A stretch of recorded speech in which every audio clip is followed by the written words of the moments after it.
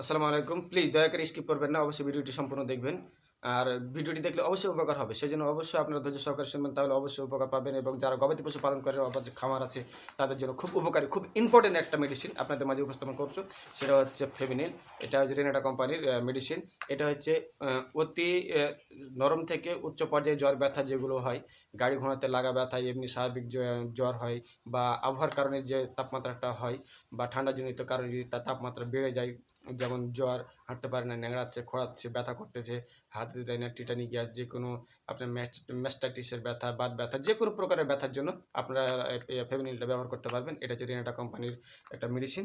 এটা আপনার body weight যদি দৈহিক ওজন যদি 20 কেজি হয়, সেক্ষেত্রে 1 মিলি করে পরপর 3 থেকে 5 দিন প্রয়োগ করবেন। দিনে একবার প্রয়োগ করবেন, 24 ঘন্টায় একবার। এর সঙ্গে অবশ্যই একটা অ্যান্টিবায়োটিক প্রয়োগ করবেন, এর সাথে তার সাথে আরেকটা অ্যান্টিহিস্টামিন ব্যবহার করবেন। তাহলে অবশ্যই উপকার পাবেন।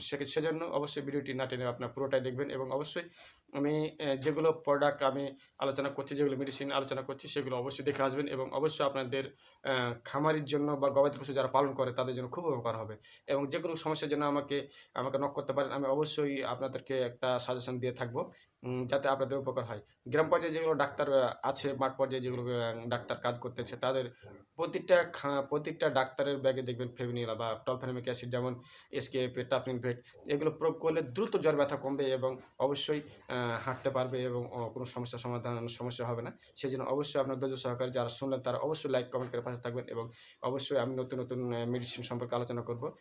আমার মেডিসিন, আমার যদি ভিডিওটা দেখেন, তাহলে গবাদি পশু পালন করলে খুব সুবিধা হবে। এবং অবশ্যই বাইরে থেকে কোনো ডাক্তার আনা লাগবে না। সেক্ষেত্রে অবশ্যই আপনারা ধৈর্য সহকারে যারা শুনলেন, তারা লাইক কমেন্ট করে পাশে থাকবেন। এবং কী বিষয়ে আপনারা মেডিসিন চাচ্ছেন, বা কী মেডিসিন বিষয়ে আপনারা আলোচনা চাচ্ছেন, এবং অবশ্যই সেটা মতামত দিয়ে থাকবেন। তাহলে অবশ্যই আপনাদেরকে আমি ভিডিওতে তুলে ধরবো। ধন্যবাদ, পাশে থাকবেন।